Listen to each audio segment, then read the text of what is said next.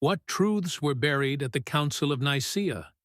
The year is 325 AD. The Roman Emperor Constantine calls together Christian leaders to unify doctrine. But what was left out? What alternative narratives were deemed heretical, suppressed, or simply forgotten? Today, we delve into the creation stories of Genesis and Jubilees, seeking echoes of ancient wisdom. Genesis paints a powerful picture. And God said, "Let there be light." And there was light. But before light, there was only darkness, a formless void. God speaks creation into existence, establishing order from chaos, day and night, land and sea, sun, moon, and stars. The Book of Jubilees, considered pseudepigraphal by many, offers a different perspective. It expands on Genesis, detailing angelic involvement in creation and emphasizing the importance of Sabbath observance. Jubilees claims, "And on the first day he created the heavens," listing specific angelic tasks for each day. This adds layers of celestial bureaucracy to the divine act. The key difference?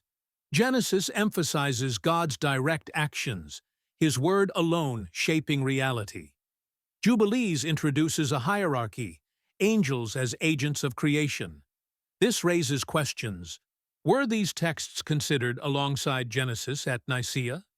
Did diverging views on creation influence later theological debates? The Council of Nicaea aimed for unity, but unity often comes at the expense of diversity. Doctrines were codified, and alternative interpretations were sidelined. Texts that didn't align with the emerging orthodoxy faced scrutiny, suppression, or even destruction. What if Jubilees, or similar texts, contained valuable insights into the nuances of early belief? Insights lost to the sands of time, or perhaps deliberately buried. Secular history offers parallels. The Epic of Gilgamesh, predating Genesis, features a great flood narrative. This raises the question of cultural exchange and adaptation of earlier myths. Were biblical authors aware of these earlier accounts? If so, how did they reinterpret them to fit their own theological framework? Understanding these connections can illuminate the context in which Genesis and texts like Jubilees were written. Consider the flood. Genesis details Noah's Ark and a divinely ordained cleansing of the earth. The Epic of Gilgamesh recounts Utnapishtim's survival of a similar deluge.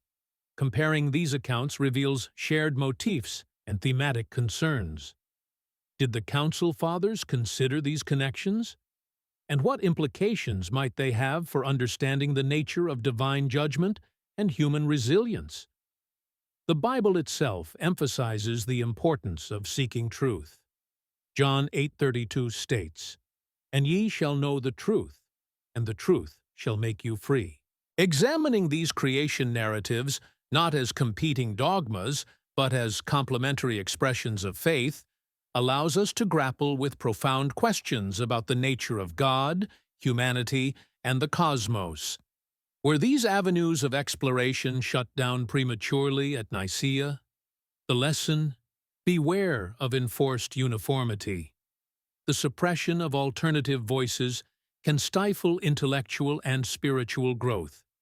Engaging with diverse perspectives, even those that challenge our own, is essential for a deeper understanding of ourselves and the world around us. The Council of Nicaea, while intended to unify, may have inadvertently erected barriers to a richer, more nuanced understanding of faith. So, what else should you know? Consider this. The canon of Scripture is not a static entity. It evolved over time, shaped by historical, cultural, and political forces. Texts like Jubilees, though excluded from the canon, offer valuable glimpses into the religious landscape of the Second Temple period. They challenge us to question assumptions, to delve deeper, and to embrace the complexity of faith. The debates at Nicaea shaped the course of Christian history.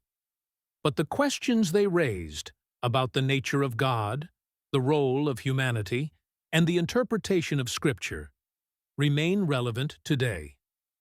By exploring these buried truths, we can gain a more profound appreciation for the richness and complexity of the biblical narrative. This is Hidden Histories. Like, share, and subscribe for more biblical mysteries, ancient truths, and forbidden knowledge revealed daily.